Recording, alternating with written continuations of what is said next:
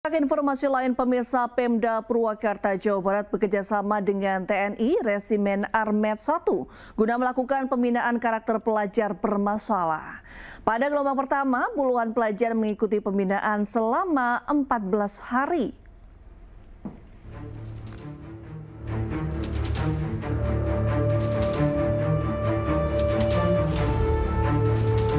Puluhan pelajar tingkat SMP sederajat mengikuti pembinaan karakter gelombang pertama untuk dilatih kedisiplinan oleh TNI di Resimen Armet 1 Purwakarta, Jawa Barat, Kamis siang. Para pelajar bermasalah menjalani tes kesehatan. Pemerintah akan melibatkan peran aktif dari TNI dan Polri. Bahkan 30 hingga 40 barak ruang makan dan ruang belajar disiapkan untuk mendukung keberhasilan program ini. Selain itu, sejumlah materi pembinaan akan diberikan dengan berkolaborasi dengan berbagai unsur. Sementara para orang tua siswa mengaku setuju dengan pembinaan anak-anaknya oleh TNI. Mereka berharap setelah dibina anaknya akan menjadi baik. Insya Allah nanti akan dilatih di sini, akan dibina mentalnya, dan harapannya bahwa ke depan ini anak ini akan berubah, belajarnya akan berubah. Jadi pemeriksaan kesehatan akan memastikan bahwa adik-adik ini dalam kondisi sehat. Kemudian setelah pemeriksaan kesehatan nanti ada konsul psikologi. Konsul psikologi itu mengetahui permasalahan karakter yang ada di adik-adik ini. Materi-materi yang lain ada kepemimpinan, ada bela negara, cinta tanah air, budi pekerti, wawasan kebangsaan. Kemudian ada materi outbound, ada materi pembinaan jasmani. Pembinaan jasmani apa? Berolahraga. Karena mensana in corpore sano, kalau dia tubuhnya sehat diharapkan memiliki jiwa yang sehat. Sehingga materi-materi itulah yang kurang lebih nanti akan dilaksanakan selama kurun waktu 2 minggu. Para pelajar bermasalah akan mengikuti pembinaan selama 14 hari. Sedangkan sasaran utama dari program ini yakni siswa yang mengalami kesulitan saat dibina oleh sekolah atau mereka yang terlibat dalam pergaulan bebas dan tindakan kriminal. Dari Purwakarta, Jawa Barat, Irwan Aijus melaporkan.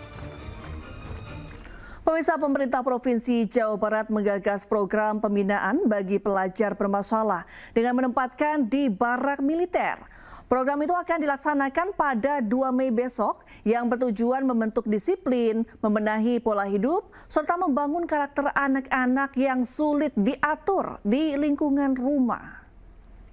Ya, ini siswa-siswa sudah masuk ke mobil Resimen 1 Kostrad. Ya, mereka akan mengikuti pendidikan dan rata-rata mereka adalah tawuran, merokok, bahkan ada yang pakai narkoba. Pak Danmen, saya nitip anak-anak harapan bangsa ya. Siap, laksanakan. Ya, laksanakan. Mudah-mudahan ke depannya bisa masuk Akademi Angkatan Darat, Amin. Akademi Angkatan Udara, Amin. Akademi Angkatan Laut, Amin. Akademi Kepolisian, IPDN. Mudah-mudahan jadi balager. Maraknya kasus tawuran serta pelajar yang terlibat geng motor membuat pemerintah Provinsi Jawa Barat mengeluarkan aturan khusus untuk memiliterisasikan anak yang bermasalah. Program ini bertujuan membentuk karakter disiplin dan tanggung jawab. Peserta akan mengikuti pendidikan khusus di bawah pengawasan TNI Polri selama 1 tahun, sementara status sekolahnya tetap terdaftar di SMP atau SMA asal dengan kelas khusus. Selain kenakalan anak tawuran dan geng motor, anak yang kecanduan game online dan sudah mengarah ke aktivitas kriminal pun harus diikutsertakan dalam program ini.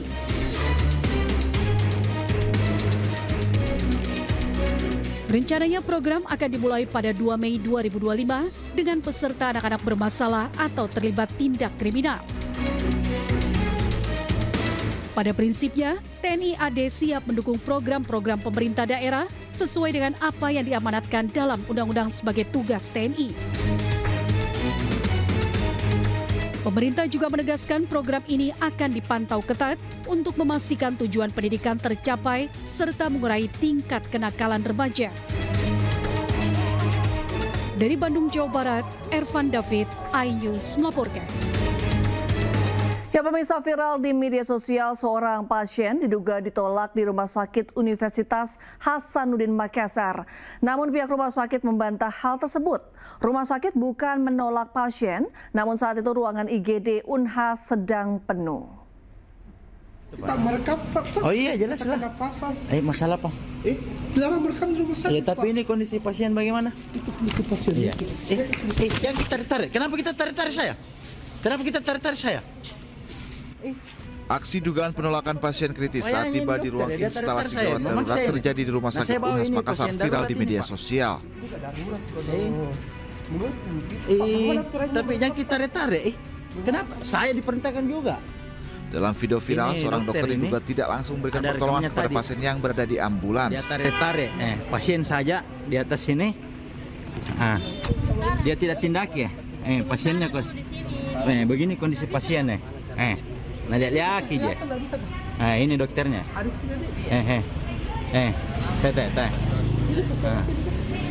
Tunjuk-tunjuk je. Namun pihak Rumah Sakit Unhas Makassar membantah adanya penolakan pasien kritis sesuai dengan video yang viral di media sosial. Pihak rumah sakit menyebut tidak pernah menolak pasien, namun saat itu ruang IGD sedang penuh. Dokter pun melakukan perawatan saat pasien di ambulans. Waktu itu dokter kami itu ingin mengajak si pembuat video itu untuk melihat bahwa lihat di dalam itu ada 2 orang yang sementara antri untuk masuk ke dalam gitu, untuk menunjukkan bahwa ini memang tidak memungkinkan kita lakukan perawatan di dalam. Tapi bukan berarti bahwa ditolak. Perawatan dilakukan saat itu juga. Dan setelah dilihat kondisinya betul bahwa dia dalam keadaan sakit tetapi tidak terlalu kritis begitu, tidak terlalu darurat, sehingga kemudian segera dilakukan tindakan. Dan malam itu tidak sampai 1 jam kemudian dia sudah ditangani di dalam IGD, dan pada sekitar pukul 2 dini hari itu kemudian sudah ditempatkan di perawatan. Oh begitu, Pak. Kita merekam, Pak. Oh iya, jelas lah. Masalah apa? Dilarang merekam di rumah sakit, tapi ini kondisi pasien Pihak rumah sakit juga masih mencari pria yang diduga sengaja membuat video viral tersebut, sebab keluarga pasien yang ada dalam video tidak mengenal pria tersebut dan bukan sopir ambulans. Bayangnya ini dokter ya, dia tarik saya, memaksa ini. Dari Makassar, Sulawesi Selatan, Yusufin, iNews melaporkan. Pemirsa, korban predator seksual terhadap anak di Kabupaten Jepara, Jawa Tengah bertambah menjadi 31 anak. Bertambahnya jumlah korban setelah polisi menggeledah rumah dan tempat kos tersangka.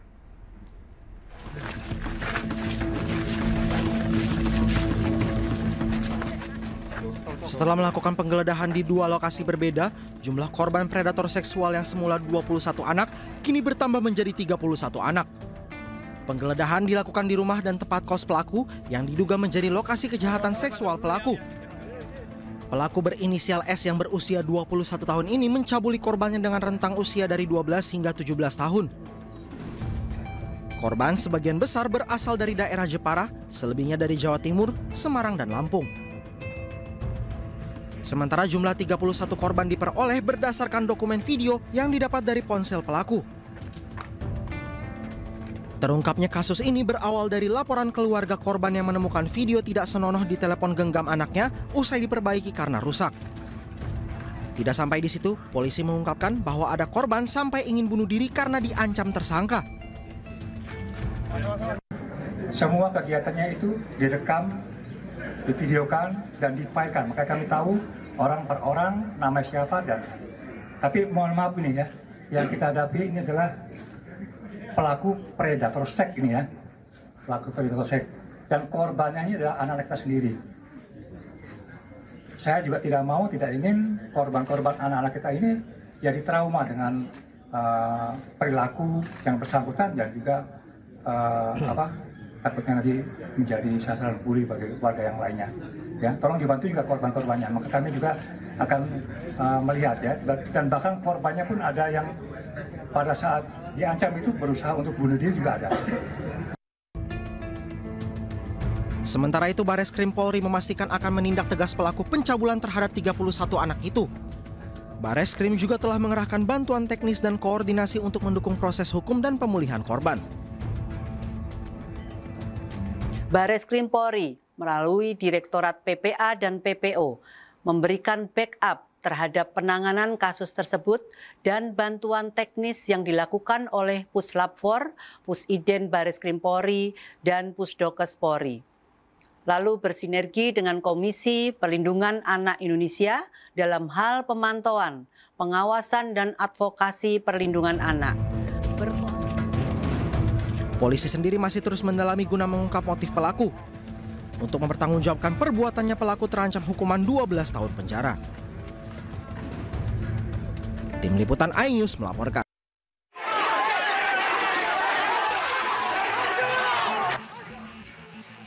Bentrok antara polisi dengan ratusan massa berkaos hitam di depan kantor Gubernur Jawa Tengah, Jalan Pahlawan Semarang, Kamis petang tidak terhindarkan. Insiden berawal saat polisi berusaha memadamkan api dari ban yang dibakar oleh pengunjuk rasa.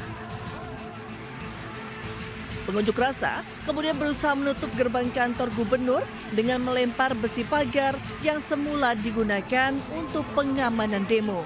Massa ini juga adalah mahasiswa dari sejumlah universitas di Semarang. Untuk memukul mundur massa yang juga melakukan pelemparan, polisi kemudian menembakkan water cannon dan gas air mata.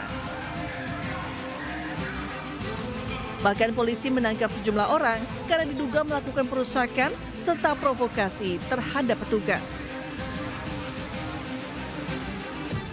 Kapolrestabes Semarang Kombes Pol M. Syadudi mengatakan, polisi terpaksa mengambil tindakan tegas lantaran waktu unjuk rasa sudah selesai. Hanya ketika menjelang batas waktu penyampaian pendapat di muka umum sesuai dengan Undang-Undang Nomor 9 Tahun 98 sampai dengan pukul 18.00 ada sekelompok massa dari kelompok anarko dan juga mahasiswa yang langsung melakukan tindakan provokatif dan anarkis. Mereka langsung melakukan pembakaran ban dan langsung kita padamkan. Kemudian juga melakukan pembakaran terhadap fasilitas yang ada di sekitar gedung gubernuran ini.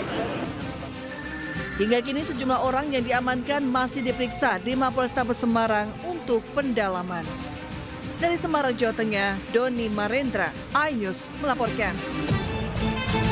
Aksi hari buruh yang digelar di depan gedung DPR RI Jakarta berakhir ricuh.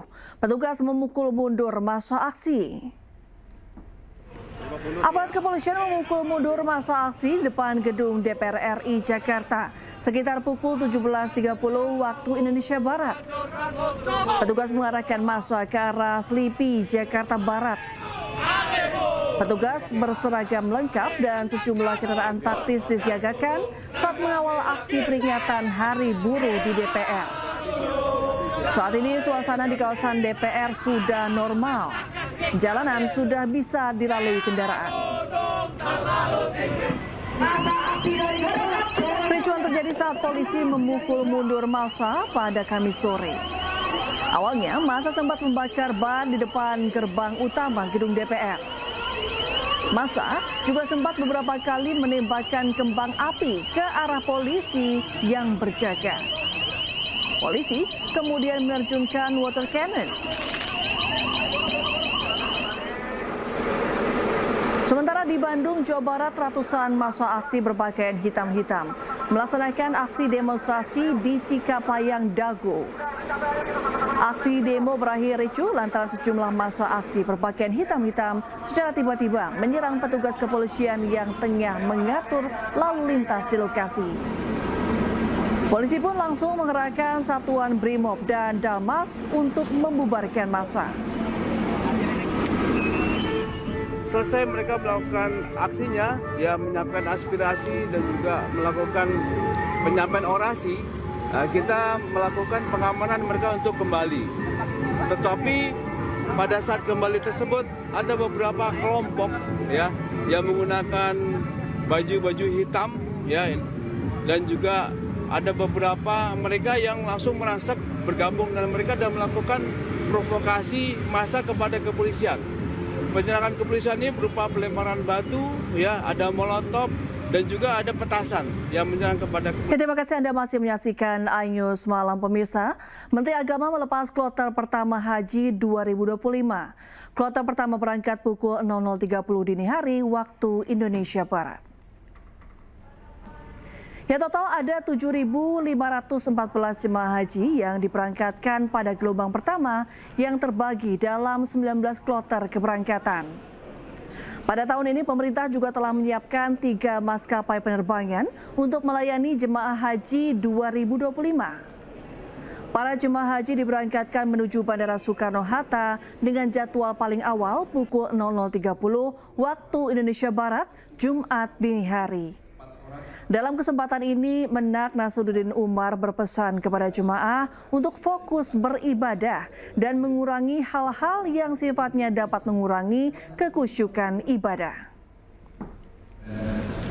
Saya juga kurangi membuka dunia. Itu disebut bahkan sedikit.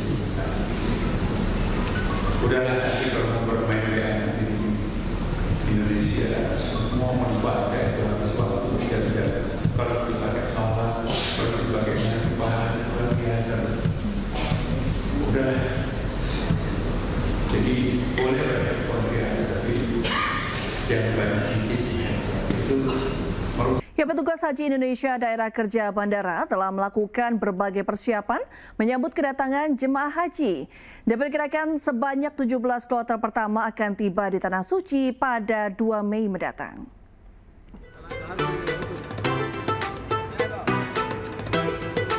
Berbagai persiapan menyambut jemaah haji dilakukan petugas Haji Indonesia Daerah Kerja Bandara. Diperkirakan 17 kloter pertama akan tiba di Tanah Suci pada 2 Mei mendatang. Serangkaian proses koordinasi telah dilakukan termasuk dengan Kementerian Haji Arab Saudi, Otoritas Bandara Madinah, dan 8 syarikat untuk menyambut kedatangan jemaah haji asal Indonesia.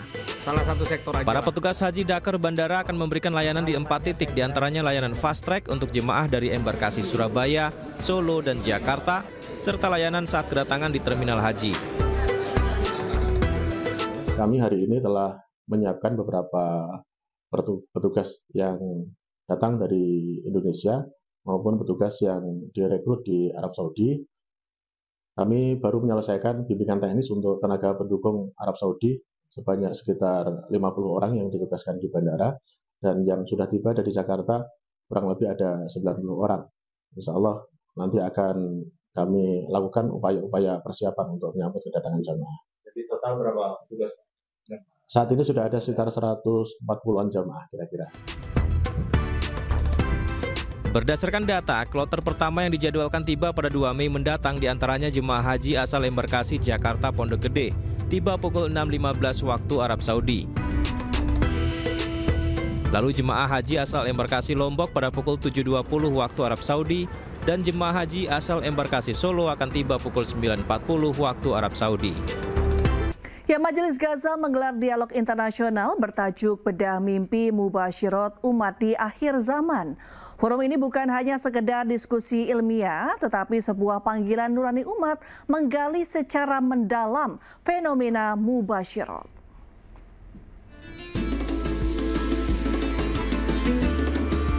Dalam kesiapsiagaan nasional menghadapi dinamika global dan spiritual yang kian kompleks, Majelis Gerakan Akhir Zaman atau Gaza mengadakan forum strategis berkala internasional. Forum ini menjadi ruang reflektif dan strategis yang mempertemukan dimensi wahyu dan ilmu antara pengalaman rohani umat dan kebijaksanaan ulama. Fenomena mubasyirat yakni mimpi-mimpi ilahiyah yang marak dialami umat Islam di berbagai belahan dunia dipandang sebagai bentuk komunikasi spiritual yang mengandung pesan-pesan transendental, peringatan, dan bahkan strategi ilahi dalam menghadapi dinamika akhir zaman. Berbicara yang temanya arti mimpi atau nilai-nilai yang dilimpahkan oleh Allah kepada manusia melalui mimpi atau ru'ya shadiqah, mimpi yang benar. Baru kali ini saya menghadiri acara seperti ini. Mudah-mudahan bermanfaat. Makanya ini pertama kali dalam sejarah Kiai ya, ada musyawarah atau dialog mimpi ini. Dan ini memang kami akan serahkan hasil daripada pengumpulan mimpi ini juga demikian juga dialog dengan Kiai. Bahkan Kiai nanti mungkin akan mengantarkan kami kepada pemerintah Kiai setelah kami kumpulkan sebagai informasi intelijen bagi negara. Harapannya kajian mimpi dan hasil forum ini dapat pemerintah tanggapi untuk kepentingan bersama negeri. Dari Jakarta, Naura Syafikah, Raga Firdaus, iNews melaporkan.